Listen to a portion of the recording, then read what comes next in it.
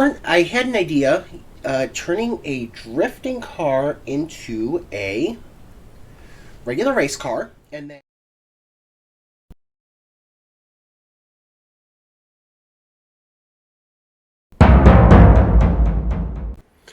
hello and welcome to the first episode on my gaming channel. So today we're going to go over what I did to try to make the Ford Mustang Mach-E a actual racing car instead of a drift car like it is intended to be. First, a little bit about the car. The Ford Mustang Mach-E has decent speed, is rated well with handling, acceleration, launch, and braking, has 1,400 horsepower, 1,800 foot-pounds of torque, and a 4,900 pound curb weight. It is designed for drifting, and I really didn't think that car was very good at drifting, especially in rear wheel mode. A little more on that later. So I decided, okay, what am I going to do with this car? Well, I can try to see if I can take the drift out of a drift car and make it an actual race car. Which, in theory, sounds like it should be something you can do. But the limitations on this car are the extremely heavy curb weight, the 4,900 pounds without any weight reduction, and the fact that it is only one gear. Yes, the electric car is only single gear. So that means you have to balance acceleration and top end speed without shifting, which makes for a fun exercise. Obviously, tires will have to change. Drift differential will have to come out. It would have to become a regular or a race differential or a street differential or something like that. Just anything that can be done to basically bring this car under control. Like I said, I didn't really like this as a drift car, which it was an interesting car. It was fine enough, I guess, if you liked it for the Drift Club Mexico story, but I personally didn't, especially in rear wheel mode. So first thing I'm going to point out is earlier in the game, right after this car came out, there was a display in the bottom right corner by your speedometer as to whether you were in all-wheel or rear wheel mode, and that seems to have disappeared. I'd gotten a good tip on a Discord server that to check to see if my toggle convertible had been turned off, and it had been. But full disclosure now, it did not help anything. I did try that later. It did not help anything. It's still not there. So I'm assuming this car is in rear wheel mode based on the fact that it is squirrely as can be. And while trying to do the Drift Club story, that is how this car behaved, was terribly when you put it into rear wheel drive mode. So as I'm out driving around trying to figure out what all I want to do, tires, differential, I want to see if there's any suspension that can be changed, I want to see basically anything that could be changed. I'm having a hard time because it wants to live up to its pedigree and drift uncontrollably all over the place. I mean, this is feeling like an untuned, unrestrained Formula Drift car, and it really just was not working for me. So I just drift the streets, trying to think, okay, what can I do to get it right? So I take it home, and first thing I do is I notice, okay, there is not much you can do here. So there's some things you can do. You can change to fully slick racing wheels, widen the track, widen the tire width. I didn't do anything with the rim size. I didn't do anything with the rim style. But I widened out the stance. Usually on cars, I do that to help improve the stability. I changed the differential to a race differential from a drift differential, and I changed the suspension. I put in race brakes. I changed the suspension and decided that rally springs and dampers were the best out of the options I had. And I went with the race weight reduction because I thought, okay, maybe a little less weight, a little more grip might maybe helped. I pre-bought everything that I did for the car, so that's why on this is going to say 0 credits, because I pre-bought everything. So I went into the tuning, and it took a lot to really think about, okay, what do I do with this? I realized the high air pressures, I would normally bring the high air pressures down, but there you can also see single gear. So this is a balance between speed and acceleration. So I started looking at the slope of the curve and the top speed in the bottom left of the display, the gearing display. And I came to the conclusion that a ratio of 3.25 was the best. 3.25 to 1 was the best.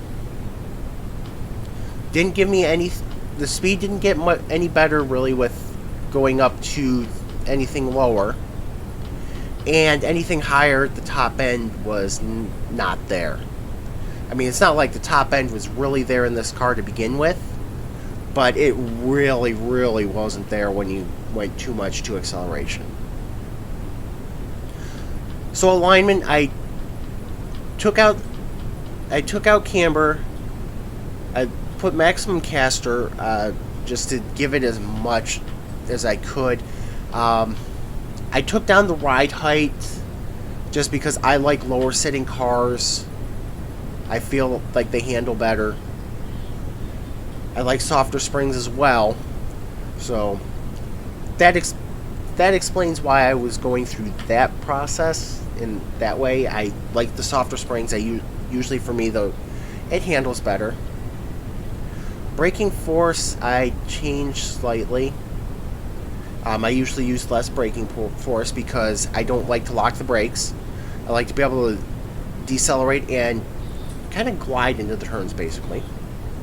And I gave it a sleek black paint job and tried to match the blue that you see on the Mustang. So I tried to match the blue the best I could on the rims and the mirrors. So I tried to give it a nice sleek look, minimalist look, just not trying to go overboard. Just give it a nice classy look.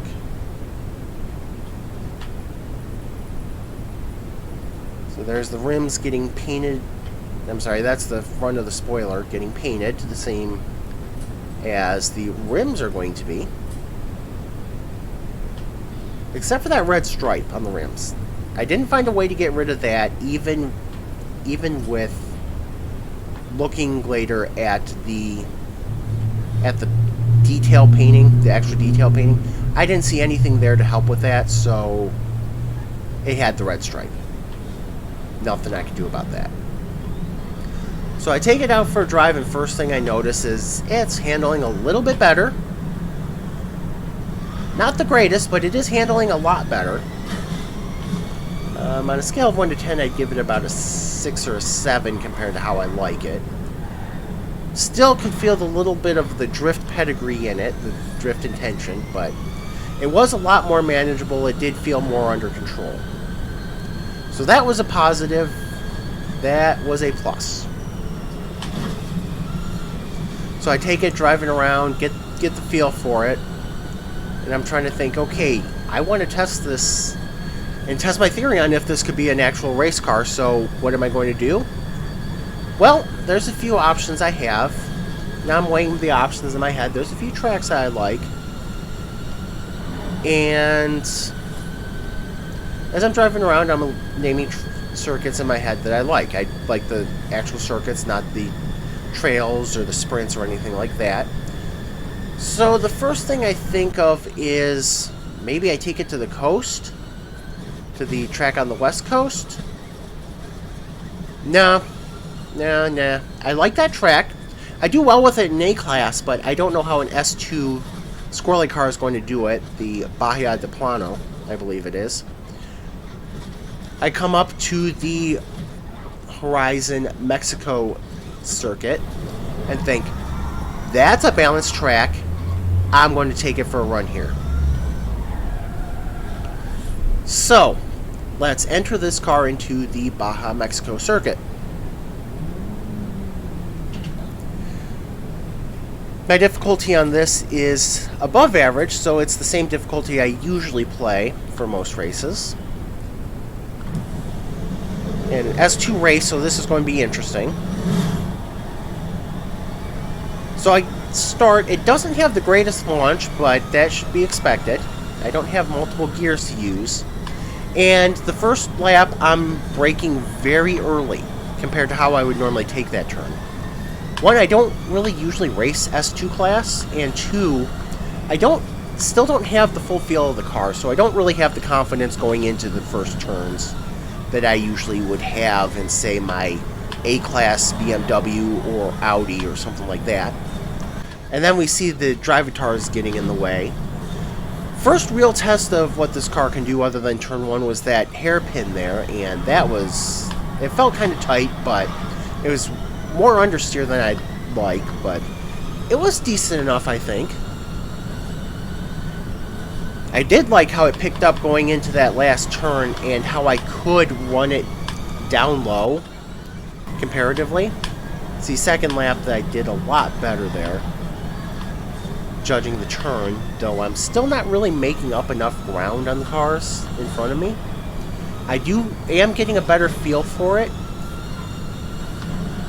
And as you can see, I get a little too much of a feel for it and run right into the back of the car right in front of me. But going through the bridge section, that was a lot smoother. Though I did kind of botch going through the hairpin. But you can see, even though I was high, I was actually able to maintain some speed. Then coming through that next to last turn, actually felt really good. I had more confidence in the car. Again, got that good run. Kind of squeezed my opponent into the wall. It was an online race. I mean, it wasn't a solo race, so it wasn't like I was squeezing an actual race car in person. As you can tell, again, getting more of the hang of that turn one, turn two complex. As I got in there a little bit early, but that's better than running it into the wall, which I did after the rewind. Though that drivatar really didn't help anything out there in the bridge section, as I thought I was going to have it good and then just got run to the outside. But again, the hairpin. I did not take the hairpin well, and that's a theme through this whole race, this whole 3-lap race, is there are sections, that hairpin section I did not take well at all.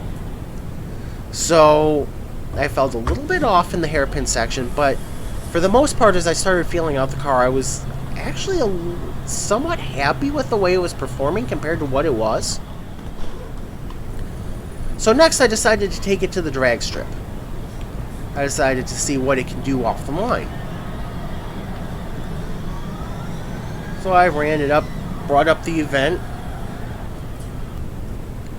started the first one in above average difficulty, so this one was going to be one that I would ramp my way up the difficulty settings to see where this car would actually compete with what it is. It's a drift car being converted to a race car. So this first race is above average, and it got a really good launch and acceleration off the line. And you can see it's just smooth. There was no issue with this car whatsoever this run. So I decided that, okay, that worked at that level, 16.517. I'm not going to complain about that.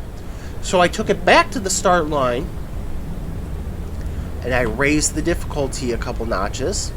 I was going to go unbeatable at first.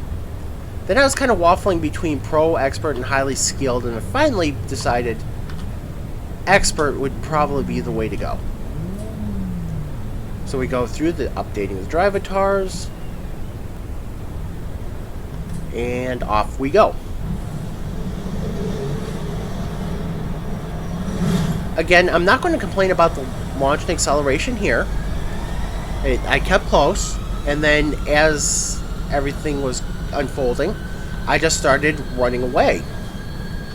Okay, not too much more difficult than the last race. Still good. I'm happy with that. Now, third drag race in a row. I'm thinking, okay, I'm going to have to set this to unbeatable to see how this works. I mean, this is the only option I have is unbeatable. I think pro, would have been a little, would have been the same, yielded the same result. So I went up 2 notches again, and this time, I don't know, it looked like I false started somehow. I mean, I got the weakest to jump out in front and then all of a sudden fell back.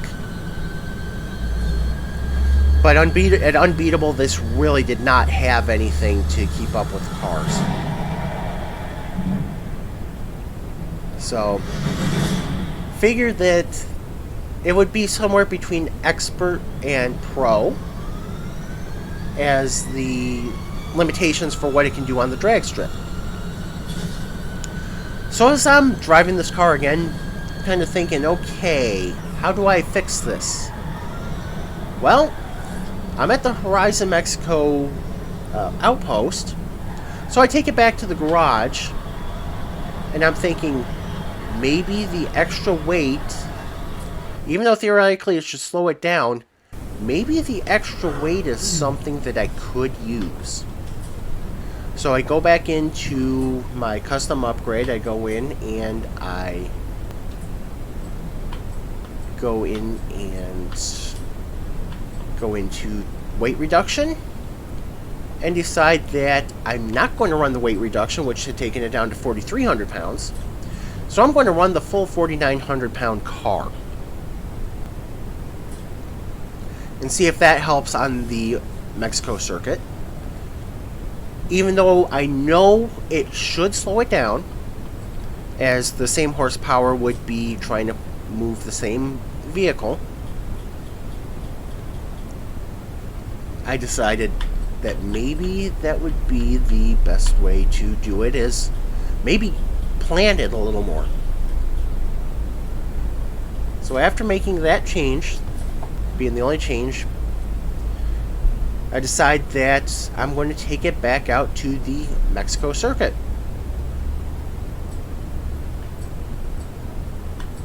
So, as you can see, the braking was rated 10 now by Forza Horizon 5.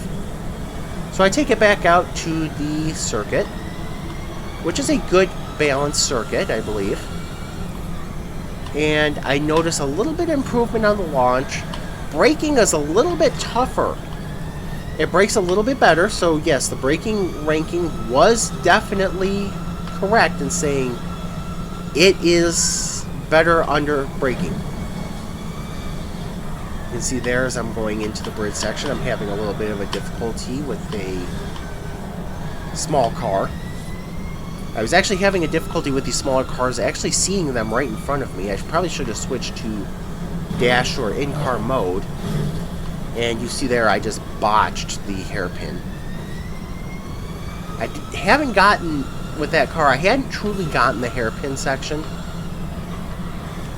But the braking, while theoretically better, well, actually better, but I just didn't have the braking set right. I don't think I put the correct brake pressure, so I really couldn't turn, and I felt that I was locking it more.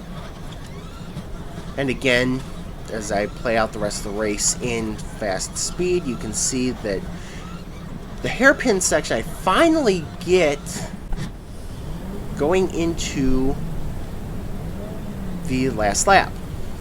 So, my takeaway is that this car is not really great for road racing. It's okay, you can make it work, but in reality, it's not the greatest car for it.